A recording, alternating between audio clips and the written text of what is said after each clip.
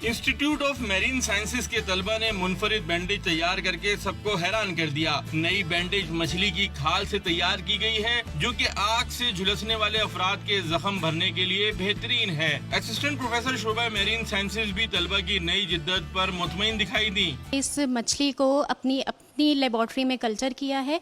Culture करने के बाद हम इसकी स्किन को एक्सट्रैक्ट करते हैं और उसे एक प्रोसेस के ज़रिए सैनिटाइज करते हैं। इसकी ज़रूरत इसलिए है क्योंकि इसकी जो स्किन है वो ह्यूमन स्किन के साथ मुताबिकत रखती है। इसके अंदर टाइप 1 कोलेजन बहुत ज़्यादा मिकदार में पाया जाता है, जो ह्यूमन स्किन में भी पाया जाता है, और वो वुंड्स को ख़ास तौर पर हील करने में मदद करता है। जामिया कराची में नई बैंडेज पर किए गए कामयाब तजुर्बे से तालिबे इल्म भी खुश दिखाई दिए। वो पुरुमीद हैं कि जल्द इस बैंडेज को मार्केट में मुतारिफ कराया जाएगा। ये आपकी बर्न पे डिपेंड करेगा। अगर छोटा बर्न होगा तो वो बहुत कम दिनों में, जो छोटा सा बर्न नॉर्मल घरों में होता है, किचन में आपको लग जाता है, वो 5 दिन के अंदर अंदर हील कर देगा।